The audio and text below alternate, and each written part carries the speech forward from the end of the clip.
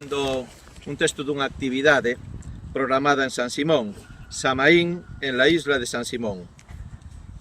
Di: podrás disfrutar de una cena en uno de los edificios más emblemáticos de la isla para embarcarte después en una auténtica y aterradora aventura en la que tendréis que superar terroríficas pruebas por la isla. Lo pasarás de miedo.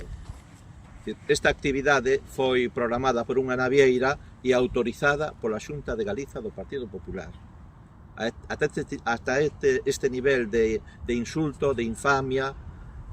contra as familias e contra as persoas que estiveron aquí presas chegan a ir, non? Podríamos citar moitísimas máis actividades completamente ofensivas que non son actividades illadas, son consecuencia dunha decisión política do Partido Popular de eliminar, de barrer do mapa todas as políticas de memoria que se fixeron nos anos 2006, 2007 e 2008 por parte do goberno da Xunta do BNG, hai que decilo, na Consellería de Cultura, e que ademais tamén convertiron o que foi a Illa da Memoria naqueles anos na illa do esquecemento e na illa da desmemoria. E, polo tanto, un plan político de ataque a todas as políticas da memoria. E hoxe queremos denunciar aquí as declaracións de dirixentes do Partido Popular, non só do diputado que se citou, que ese polo menos ainda pediu perdón, senón do portavoz do Partido Popular no Parlamento Galego, que ademais é de Redondela e que foi o autor intelectual desas declaracións, porque foi el quen lle dixo a información que pronunciou ali este deputado na comisión,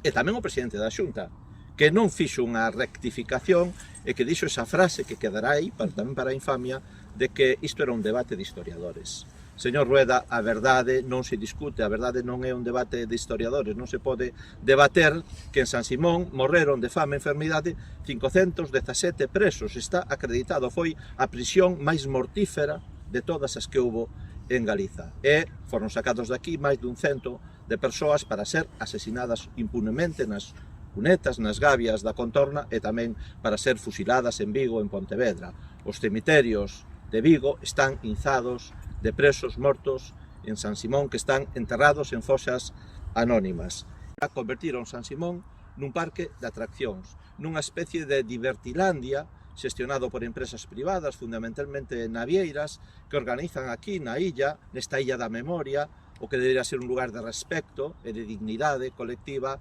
actividades lúdicas, recreativas, como campamentos piratas, como festivais organizados por empresas privadas con barras onde se serven cervexas, por exemplo, ou tamén gincanas ou búsquedas do tesouro, é dicir, faise de todo menos actividades de memoria histórica democrática. A única que se fai está organizada pola Iniciativa Galega pola Memoria.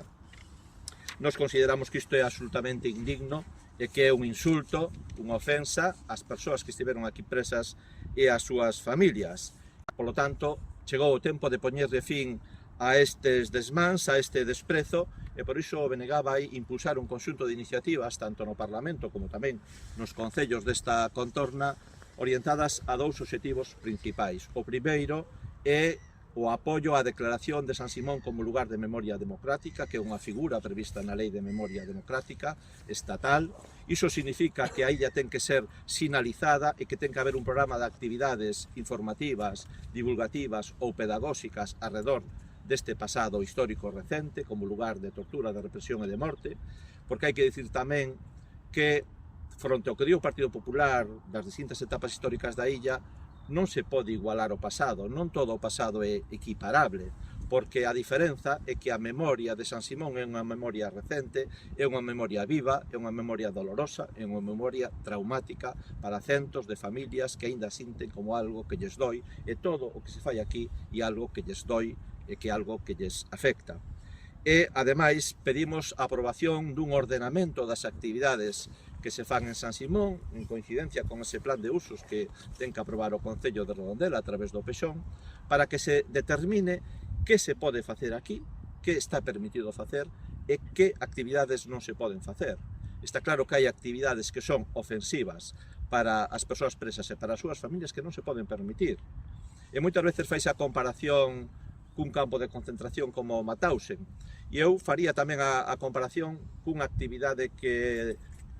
digamos, cun espazo que é de respecto, como pode ser un cemiterio. Alguén se lle ocorrería facer un festival de música electrónica nun cemiterio, vender cervexas en barras, ou facer unha gincana, ou facer un campamento pirata, ou facer unha búsqueda de tesouro nun cemiterio? Pois eu creo que como mínimo o mesmo respecto débeselle a este